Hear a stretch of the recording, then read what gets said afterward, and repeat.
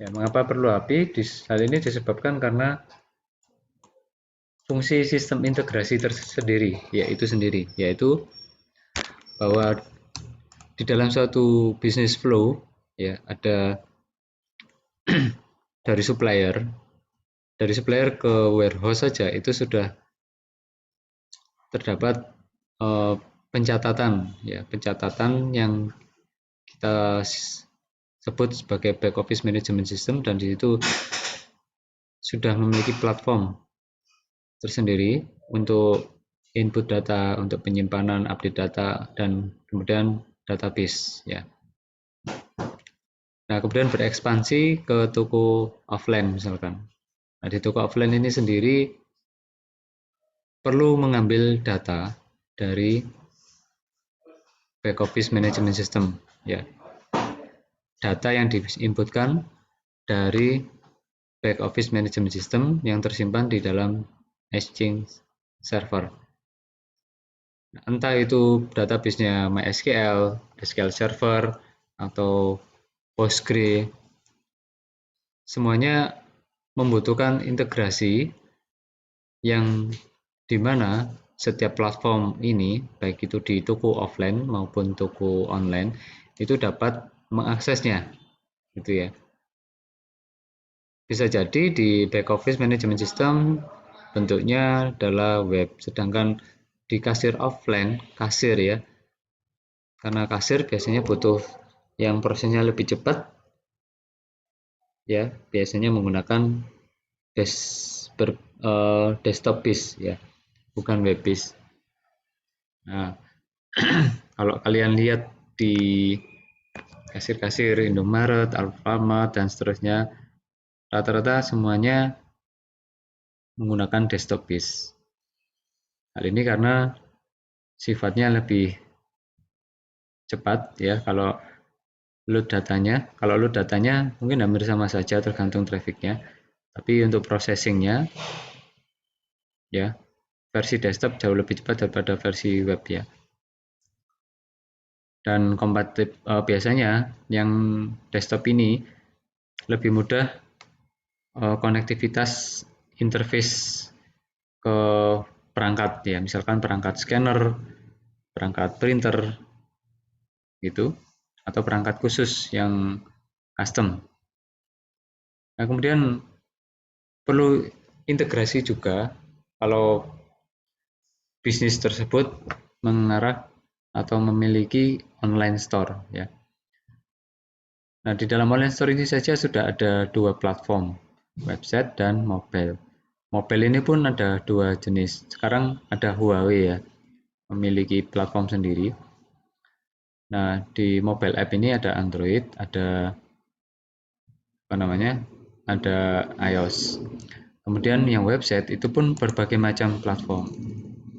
Misalkan framework ya maksudnya. Jadi framework ada Codeigniter, kemudian ada Laravel, kemudian API-nya juga ada bermacam-macam. Ya, prosesnya tetap sama saja, namun dalam sisi integrasi ini berbagai platform tersebut, bagaimana supaya data yang dari satu server, satu database dapat diakses ke beberapa macam platform. Ya, ke beberapa macam pengembangan aplikasi. Itu. Nah, sekarang salah satu model sistem integrasi yang kemarin kita bahas selain presentation itu berarti user interface ya, fungsional, kemudian ada lagi ini fungsional ya, dan yang kita bahas sekarang adalah implementasinya dari application interface model. Nah, API sendiri merupakan interface yang disediakan developer ya, yang diberikan juga ke developer lain untuk mengakses ke berbagai layanan aplikasi. Jadi misalkan ada API untuk login Google, API untuk map, kita bisa menggunakan map-nya Google, API untuk kita bisa menggunakan direction-nya Google, pembayaran Google Pay, Google Lens dan yang lain-lain. Kita dapat menggunakan itu tanpa harus membuat dari nol sendiri. Ya, tentunya dengan akses tertentu, misalkan kalau yang kemarin saya demokan di short course untuk map, kalau kita menggunakan map yang bisa diakses seperti ini misalkan, Maps Google. Nah, kalau Anda sorot seperti ini muncul informasi-informasi seperti ini gitu ya. Nah, itu berbayar. Kalau yang kemarin kita gunakan free, kita hanya bisa melihat saja tanpa bisa ngeklik ya menyorot seperti ini. Tapi kita dapat menggunakan Google Direction API untuk membuat API seperti ini ya. Nah, misalkan dari sini ke kemana gitu ya. Nah, kita dapat membuat direction persis seperti yang ditampilkan oleh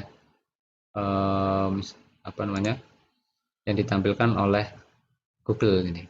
Misalkan mau kemana, nah ini kemarin kita diberikan JSON ya. JSON tersebut kita implementasikan dalam bentuk interface aplikasi yang kalian lihat di panel sebelah kiri ini. Ditata dengan warna biru, diberi tanda panah. Ini interface-nya saja. Sumber datanya diberikan oleh Google ya. Diberikan oleh Google apa namanya? Dalam bentuk JSON. Ya. Sebentar.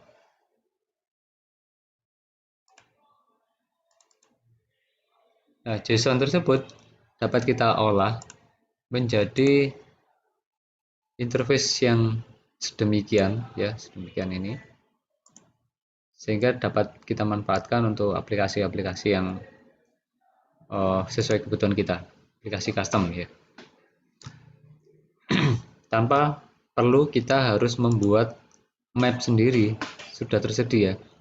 Nah, cuman berbayar kalau misalkan ada fitur-fitur yang lebih seperti ini. Nah, kemudian diakses oleh sekian ribu kali per bulan.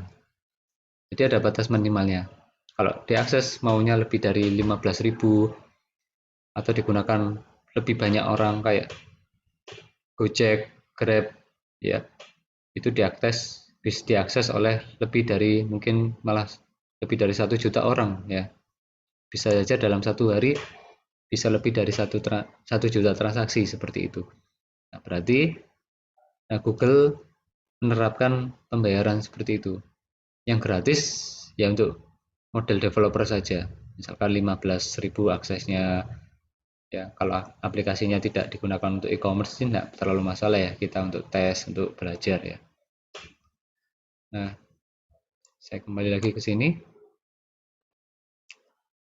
API dapat mengakses proses bisnis. Artinya kita meminta data apa yang kita perlukan, misalkan data mahasiswa, data mata kuliah, ya, tanpa harus langsung mengakses ke ini, ya, ke servernya. Maksudnya melakukan SQL injection, ya, melakukan code secara langsung ke server tersebut. Dua alasan dibuat API menyediakan akses ke data tanpa harus melalui user interface. Ya. Menyediakan mekanisme yang memungkinkan berbagai informasi. Nah, informasi tersebut diperoleh dari server tanpa harus bersentuhan langsung ya. Itu. Nah, saat ini saya akan menjelaskan seperti janji saya kemarin menggunakan PHP ya. Nah, syarat pertama yang harus kita sediakan ya kita harus ada database-nya dulu. Nanti saya sharekan database contoh ya. Di sini ada exam, saya menggunakan exam untuk PHP-nya, servernya. Saya start dulu.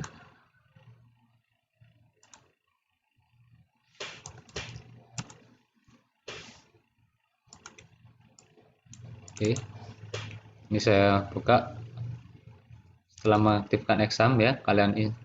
Bagi yang belum, kemarin sudah saya informasikan konfirmasi kalau kelas kalian yang semester 6 ini pasti sudah melewati materi kuliah MySQL ya.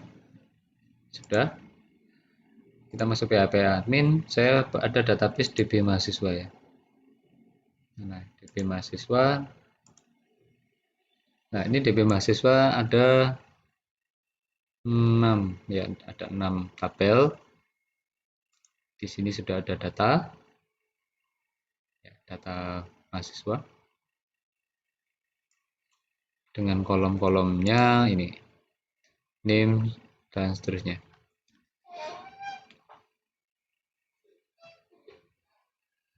Sebagai contoh begini, kita sudah memiliki siakat data kalian, mahasiswa maupun dosen maupun mata kuliah, jadwal sudah terplotting di siakat, gitu ya. Kemudian kok bisa muncul di e-class? Nah, berarti apakah pemrogramannya sama? Tidak ya. Sumber database-nya sama? Ya. Nah, bagaimana sekarang mengintegrasikan ke platform yang berbeda?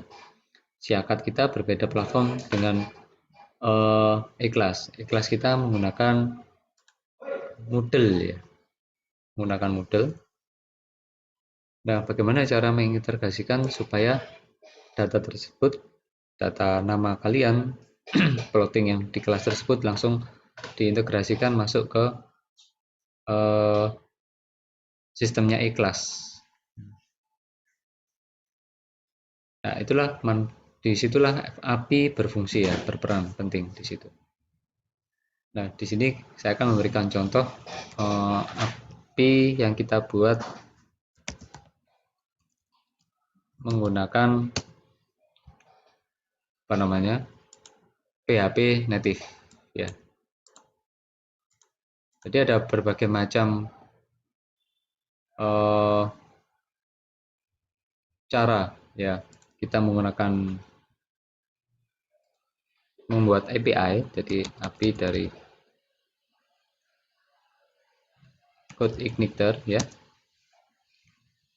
Kemudian ada Lumen ini punyanya Laravel. Jadi memang digunakan untuk salah satunya membuat API. Oke, kita buat yang paling mudah dulu menggunakan PHP. Langkah pertama terlebih dulu karena kita akan melakukan testing ya, kita coba buat dulu di htdoc-nya. Kita buat dulu di htdoc. Misalkan kita buat folder baru di htdoc ya. Folder baru namanya API MHS gitu ya. Oke. Saya buat folder baru di server API MHS kosong ya. Oke, sekarang saya masuk ke editornya terserah mau Visual Studio boleh, mau ke Sublime boleh ya. Nah, saya buka folder yang tadi.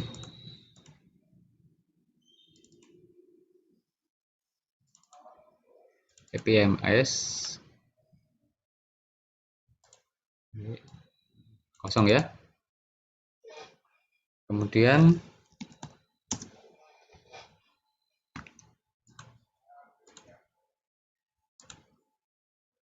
kita siapkan koneksi ya, koneksi ke ke database yang tadi. Kita coba.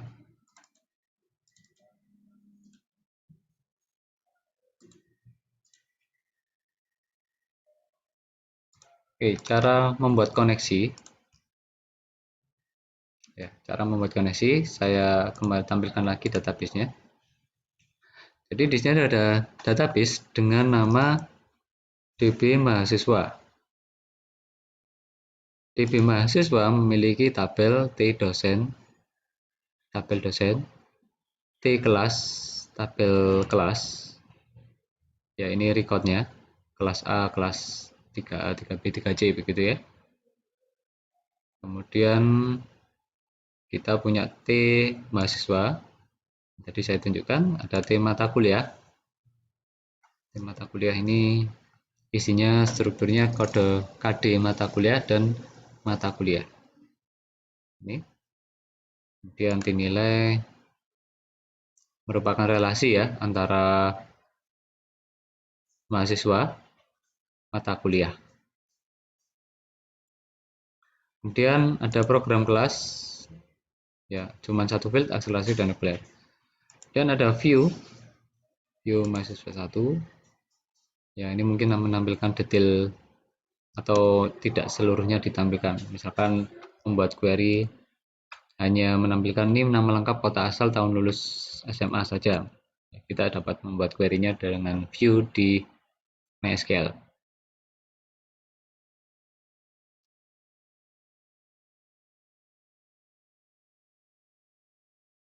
Oke, saya lanjutkan. Sekarang kita akan mencoba membuat koneksi dulu ke DB mahasiswa. Ya, oke. Kita save dulu di folder ini ya.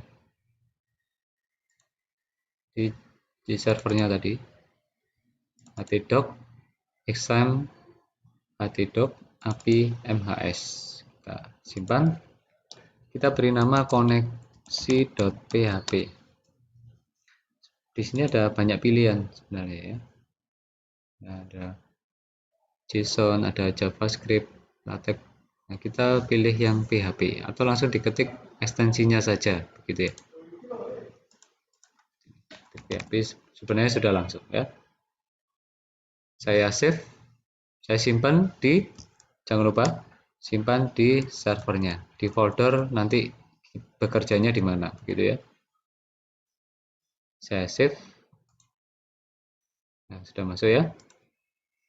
Sehingga akan tampil di folder tersebut. Sekarang kita buat koneksi PHP-nya. Oke. Kita buat hostnya, localhost, karena lokal saja ya. Kemudian setelah tahu localhostnya, kita set usernya. User, misalkan username, user dp boleh ya. Kita beri nama root karena memang usernya di exam root ya defaultnya. Karena kita belum memiliki password, kita kosongkan.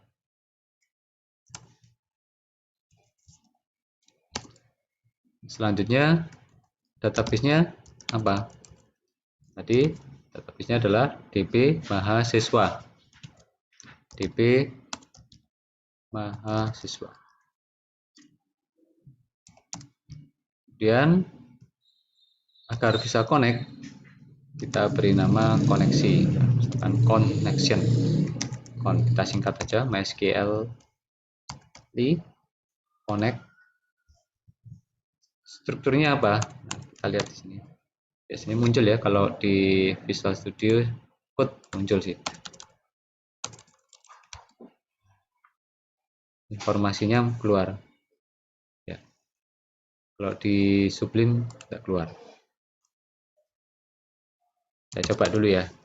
Ini bisa kita buka menggunakan Visual Studio Code. Saya coba pakai Visual Studio Code. Misalkan. Nah, ini saya punya Visual Studio Code. Kita bandingkan juga ya. Open folder. Kita buka yang di folder tadi. C htdoc API MHS select. Ini saya tutup. Nah, sama ada koneksi PHP-nya. Kita coba on sama dengan MySQL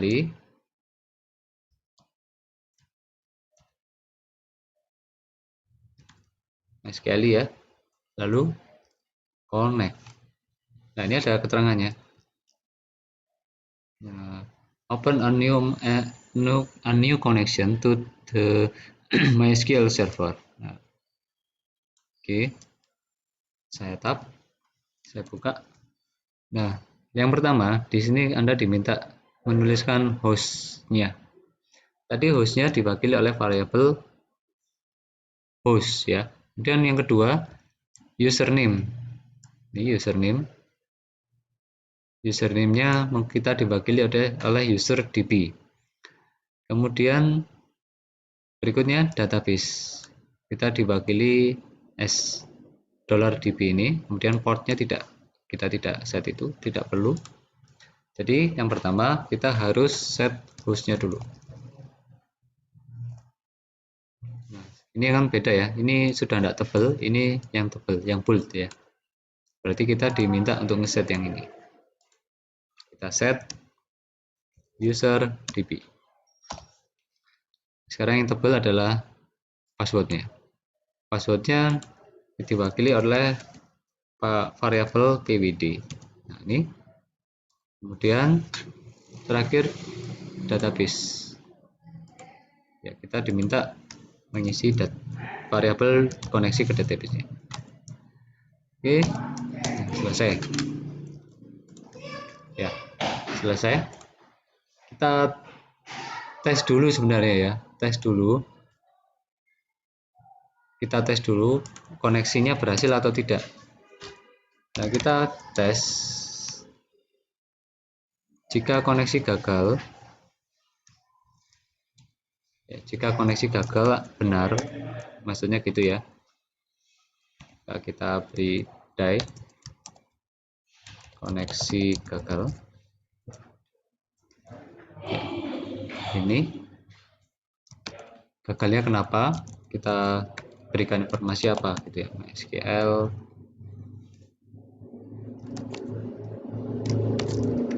connect error number atau error, sini aja langsung.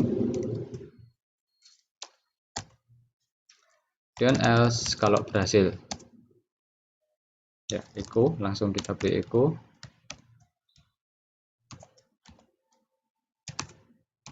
Koneksi sukses.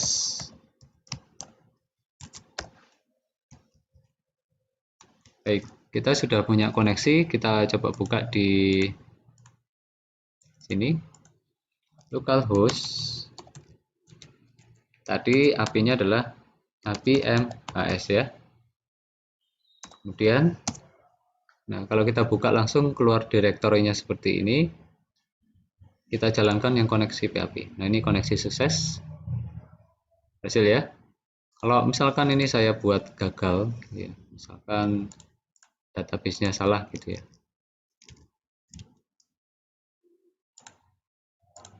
Nah, otomatis nanti hasilnya seperti ini. Warning MySQL connect gagal, tapi diberikan keterangan unknown database, jadi tidak dikenal. Ya, pesannya tadi koneksi gagal, langsung diberikan keterangan errornya kenapa. Baik, saya lanjutkan. Sudah jelas ya? Sekarang ini kita matikan dulu aja.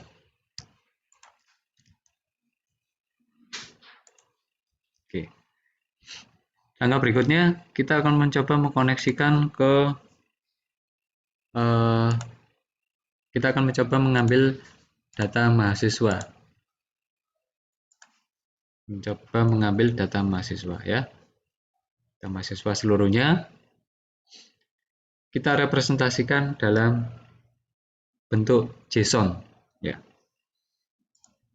Jelas ya. Nah, JSON tadi seperti yang sudah kita share, kita ceritakan bahwa JSON itu adalah format teks yang sebenarnya masuk kategori bisa dalam bentuk array ya. Cuman kita beri header sebagai JSON. Saya carikan dulu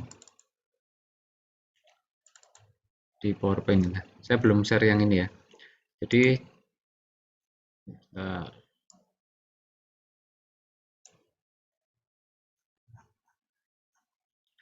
nanti kita menghasilkan JSON output seperti ini dengan fieldnya dan kategori. Di sini ada kategori, kemudian ada nested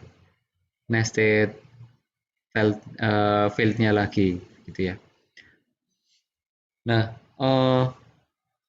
database cloud seperti Mongo, seperti Firebase, itu semuanya berbasis JSON.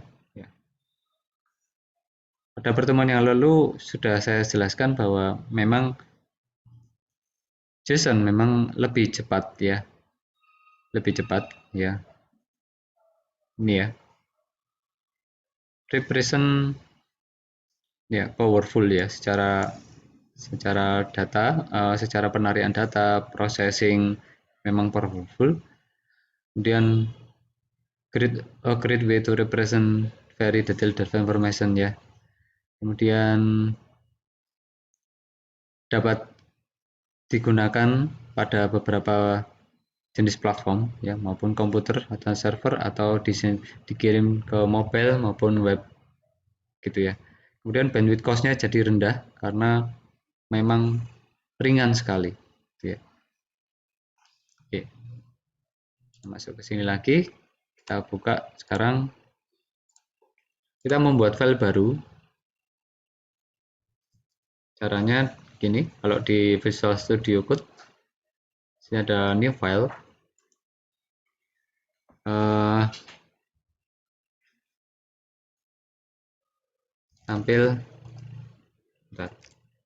Tampil mahasiswa semua, gitu ya, .php.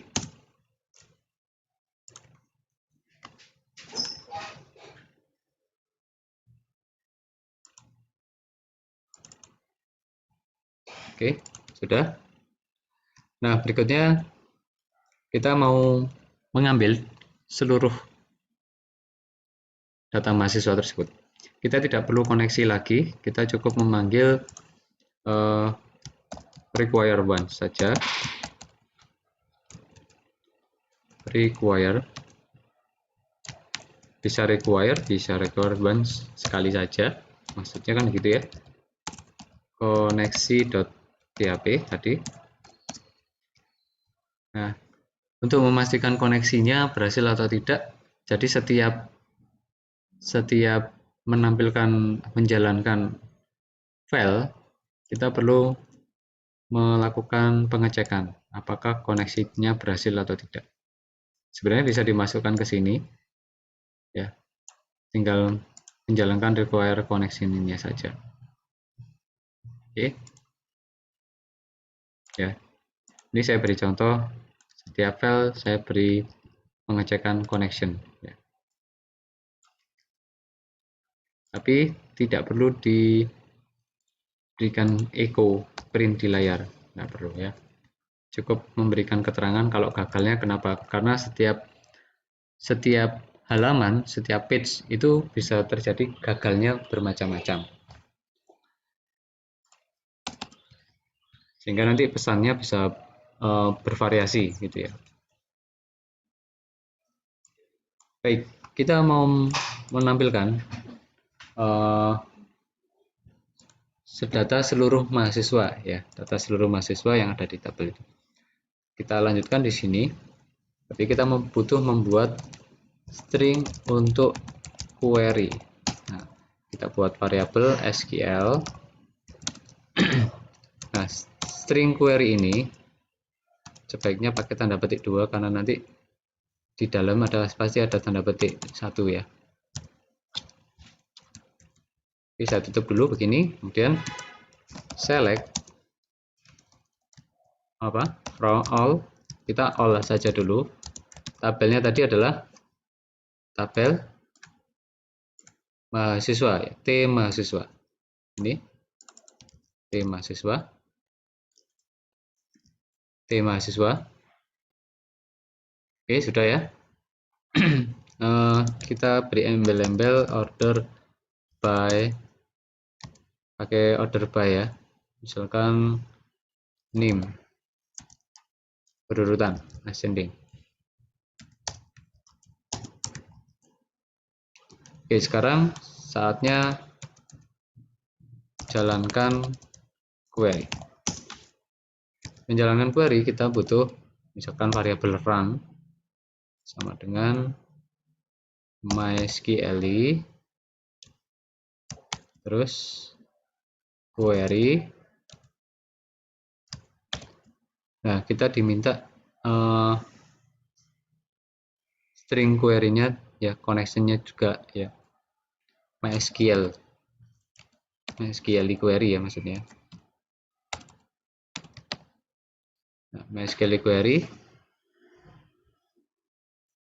Jadi kita diminta untuk menghubungkan dulu tadi apa? Con ya. Nah, con. Kemudian SQL-nya. Ya, SQL-nya. SQL. Oke. Nah, ini sudah diproses oleh variabel R ya, run-nya. Kemudian hasilnya karena kita tidak punya interface, kita simpan ke array. Nah, kita buat array dulu. Namanya misalkan result. Sudah kebiasaan ya result. Kita set jadi array. Nah, namanya saja di dalam tabel ada banyak data. Di sini ada 65 total ya, 65. Ada 65 data. Ada 65 data, maka kita harus membaca satu persatu. Setiap row data tersebut akan disimpan. Setiap row data ini akan disimpan ke dalam elemen array. Sehingga kita harus melakukan penyimpanan ke array menggunakan perulangan.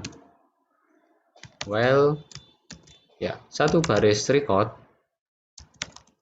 ya yang diambil menggunakan perintah ini, perintah MySQL. Nah, ini fetch the next row of a result set as an associative numeric array or both. Jadi setiap satu baris, nah ini kan satu baris ya, ini satu baris array yang memiliki sejumlah kolom atau elemen ya, name, nama lengkap, jenis kelamin, dan seterusnya ya. Nah, kita fetch array, gunakan fetch array. Fetch array dari mana? Dari yang proses yang dijalankan dari query tadi, yaitu menggunakan variabel R. Kita sudah ya, ini sudah ditutup punyanya ini. Nah, kita buka punyanya well. Jadi setiap baris ini sudah diambil, ini dimasukkan ke variabel row. Jadi misalkan ini punyanya Ersat Rahman Ibrahim, ini satu baris sudah didapat, dimasukkan ke dalam row yang namanya array ya, row array tadi. Nah, kita masukkan ke elemen array-nya secara spesifik menggunakan array push ya. Oke, dari mana? Dari result.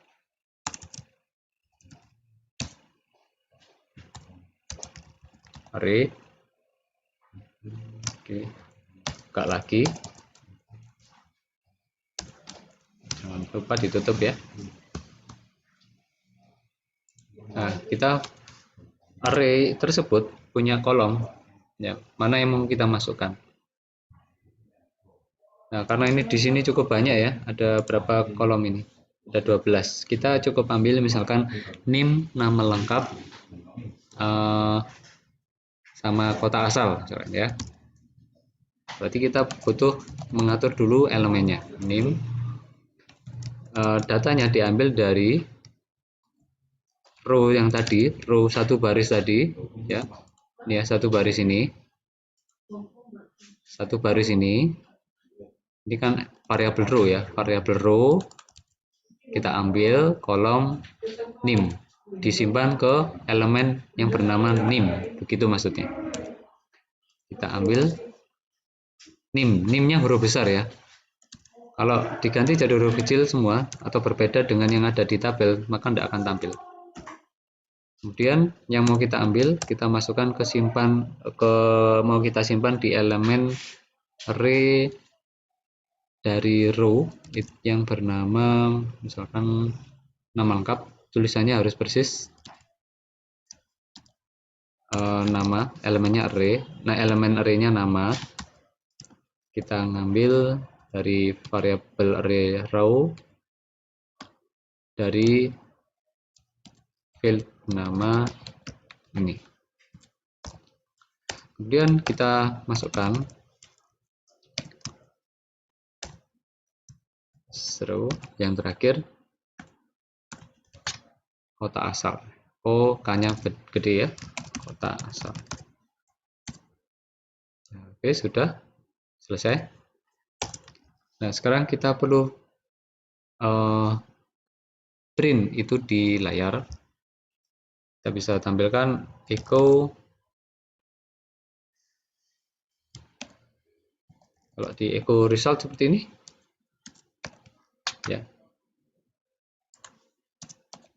MySQL, karena MySQL-nya connection-nya tadi sudah dibuka, maka begitu transaksi harus ditutup. Selesai transaksi harus ditutup. Oke, kita bisa menjalankannya lewat paling sederhana melalui web browser ya. Nah, ini oh ya, database-nya belum kita ganti. Kita betulkan lagi.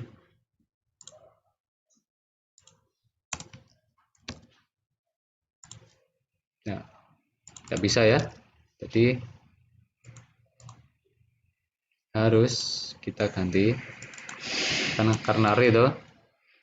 Nah, kita echo JSON encode. Ya, apa maksudnya JSON encode? Jadi return the JSON representation of a value. Jadi array tersebut diformat menjadi format JSON. Result. Kita coba jalankan. Nah, ini datanya. Rasanya susah sekali membaca di sini ya. Sehingga kita butuh tool yang namanya Postman. Kalian download nanti Postman. Jadi tool yang dibutuhkan tadi apa? Exam. Kemudian di sini ada Postman. Postman ya. Download Postman. Ada berbagai macam ya. Ini salah satunya yang bisa kita pakai untuk review API. Silakan nanti download Postman. Tentunya ini sudah dipelajari waktu mata kuliah pemrograman web ya. Kalian buka ya. Ini contohnya untuk membuka API. Ini contohnya nih ya. Menghasilkan apa namanya? JSON, format JSON. Di sini sudah saya buka ya. Sudah saya buka. Saya tutup aja.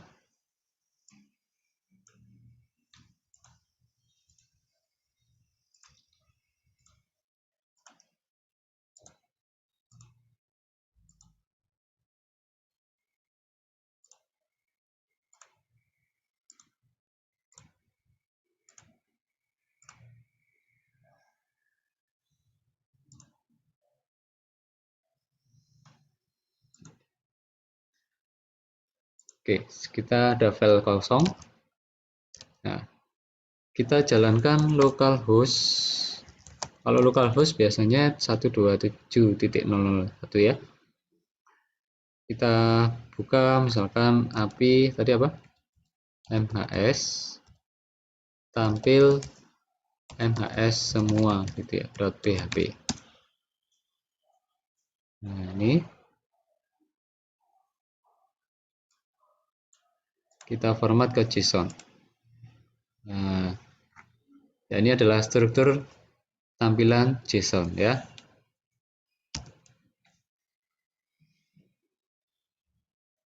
Jadi di sini kalau kita lihat di sini ada tanda kurung kotak dan diakhiri kurung tutup kotak sama di bawahnya. Oh, banyak ternyata ya. Kelihatan. Kemudian setiap itemnya array tadi, elemen array masuk ke struktur bagian ini.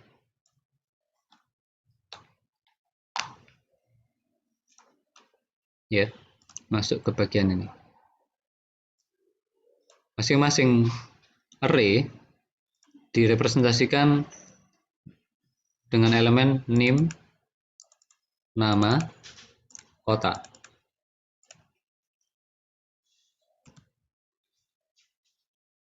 Ya, kita bisa mengimportnya. Misalkan di sini kalau kita enaknya menggunakan Postman, ya, kita bisa save response di bagian ini.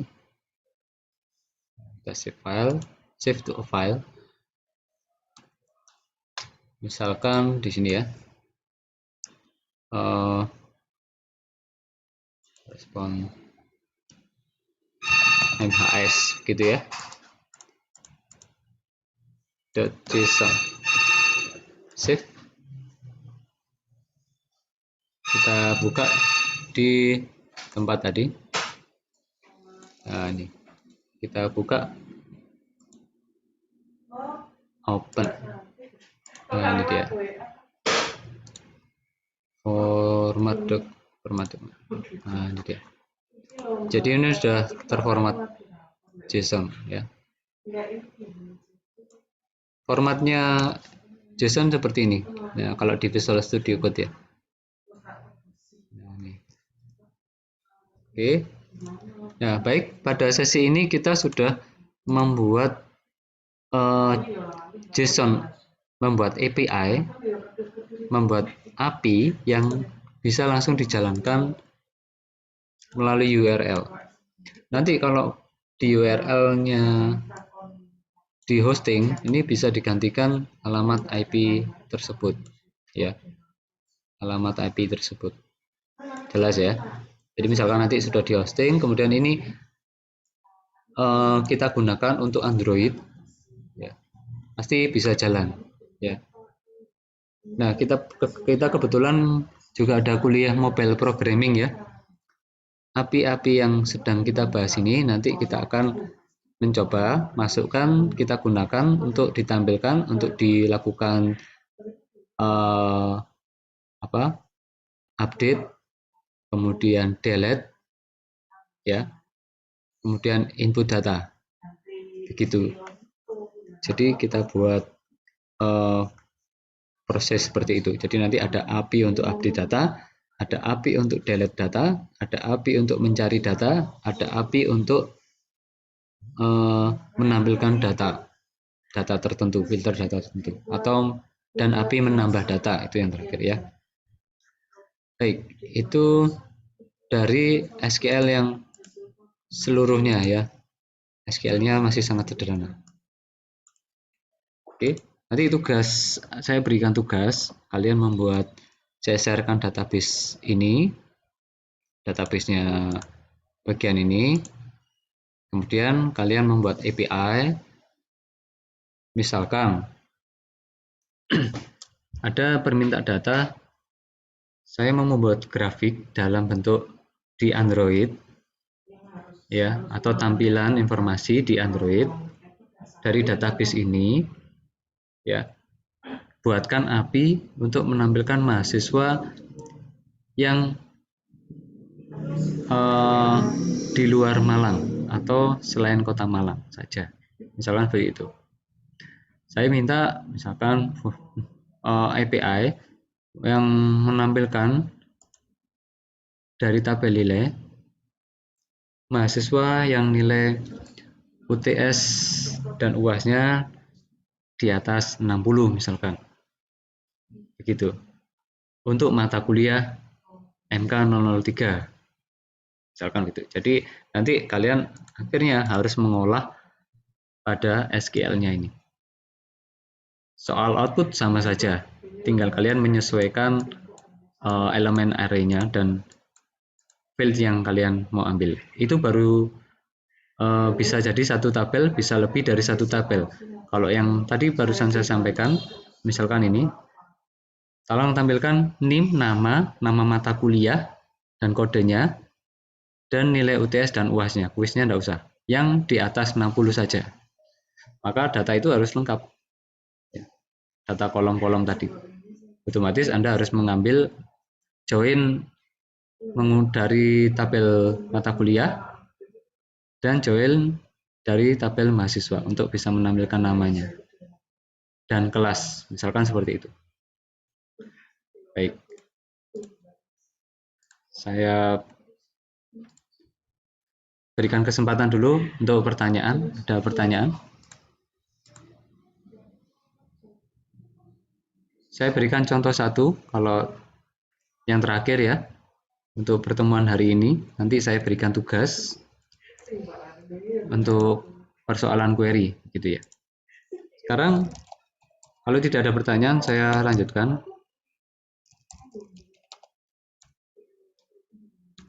Nah, tampil mahasiswa filter NIM. Ya, jadi nanti yang ditampilkan di JSON ini adalah NIM tertentu. Nah, itu biasa dipakai kalau kalian misalkan melakukan searching, login, kan hanya unik satu ya karena menggunakan NIM. NIM itu kan unik ya, tidak ada yang sama. Misalkan Anda mencari NIM ini pasti sudah pasti ada dua kondisi. Ada datanya atau tidak ada. Kalau ada, sudah jelas satu data yang ditampilkan karena personal ya NIM-nya. Kalau tidak ada data, maka kosong. Oke, sekarang kita copy saja dulu semuanya yang dari tampil semuanya. Kita masukkan ke page yang baru namanya tampil MHS filter NIM. Oke, saya copy. Saya tambahkan kelas. Misalkan saya tambahkan kelas. Saya tambahkan kelas. Ini ada kelas ya, huruf besar semuanya.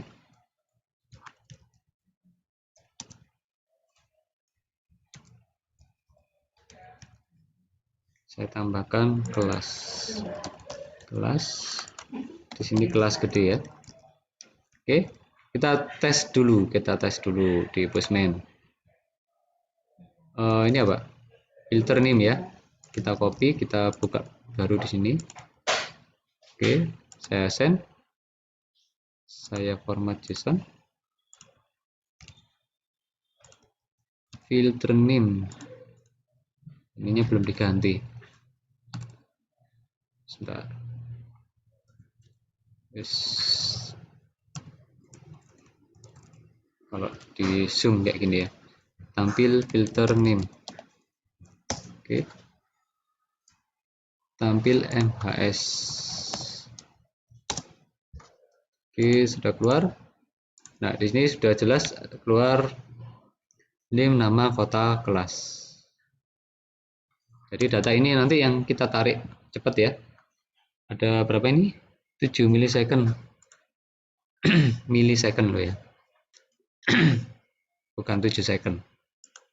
Ya, cepat sekali ya. Oke, ini sekarang kita tinggal menggunakan ID yaitu NIM untuk memfilter NIM. Kalau di sini kan tinggal gampang aja. Where NIM ya sama dengan ini tadi, misalkan saya menampilkan ini saja. kita buat query where name sama dengan kita go. Nah, ini tampilannya ya. Satu record saja, sudah pasti sudah satu record. Nah, sekarang yang kita kerjakan itu dari sini. Nah, di file tampil filter mahasiswa per name ini, kita yang perlu diubah adalah SQL-nya ya. Nah, kita butuh filter ya. Kita masukkan di sini. Filter data MHS per name. Berarti itu kita sebut menggunakan ID ya. Kita buat variabel ID. Nah, kita memperoleh data tersebut ya, get ID. Ini. Nah, variabel ID ini kita gunakan untuk sintak where-nya. Where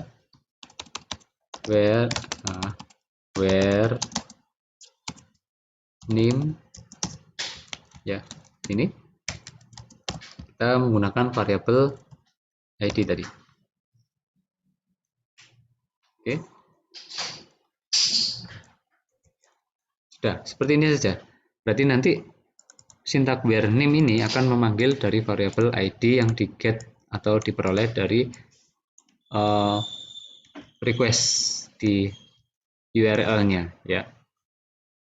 Jadi kalau ini saya jalankan sekarang tidak mau, pasti sudah tidak mau ya.